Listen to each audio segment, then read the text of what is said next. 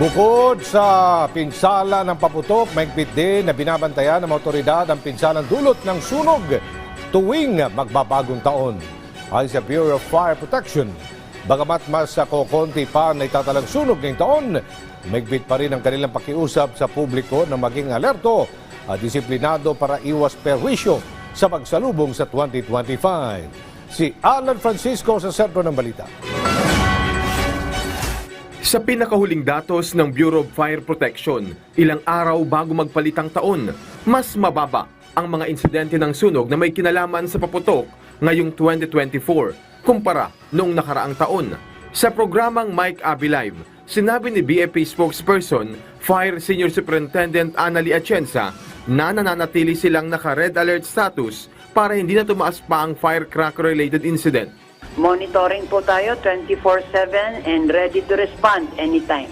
Hinimok na Atienza ang publiko na sa halip na magpaputok, saksihan na lang ito sa mga itinalagang community firework display area para tiyak na mas ligtas. Samantala, lumalabas sa kanilang datos na electrical ignition o sunog mula sa mga kawad ng kuryente ang numero 1 sanhi ng fire incident. Simula po nung nag-pandemic ay naglaylo dahil ang activities ng mga tao, ng mga kababayan natin ay limited din. So ngayon na back to normal na tayo at ganoon na rin po ang mga activities natin mas nadagdagan pa. At ayon po sa datos natin, ang top cause of fire natin sa ngayon ay electrical ignition. So tama po yung nabanggit nyo. Ito po may kinalaman sa ating kuryente. Kasama na po dyan yung itong kamakailan na insidente ng sunog na accordingly sa witnesses ay dahil nga po sa Christmas lights. Kaya ang kanyang payo, ugaliing hugutin sa pagkakasaksak ang lahat ng mga appliances na hindi ginagamit. Ipasuri rin sa mga lisensyadong electrician ang mga linya ng kuryente sa inyong mga bahay o gusali, lalo na ang matagal nang hindi nabibisita ng mga eksperto. Electrical ignition caused by arcing o yung tinatawag nating nag-aarko. Meaning to say, yung mga linya ng kuryente natin na sa katagalan po ay rumurupok na nag-chip, nag-vibritel, or minsan kinakagat ng mga bubuwit.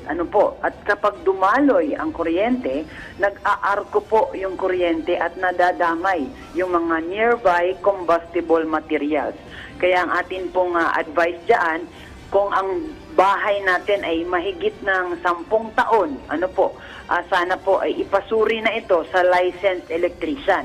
Sakali namang may nadiskubre o nakitang sunog sa isang bahagi ng bahay o ang pag-apula nito, gaya ng paggamit ng fire extinguisher at iba pang kaalaman sa pagpatay ng apoy. Gaya nga po ng napag-uusapan natin, kuryente, hindi po pwedeng tubig ang ibuhos natin dito. Dahil alam naman po natin na ang tubig ay dinadaluyan ng kuryente at posibleng tayo pa po ang mapahamak. So ibig pong sabihin natin, kapag tayo ay naka-witness ng ganitong insidente, itawag po right away sa 911 para agarang responde po ng ating team ang makapunta po at maapula agad. Or pwede rin po kung kaya naman natin ay magtulong-tulong na tayo, balde ng buhangin or kung ano po ang maaari nating pwedeng ipang-apula. But better is itawag po sa Bureau of Fire. Alan Francisco para sa Pambansang TV sa Bagong Pilipinas.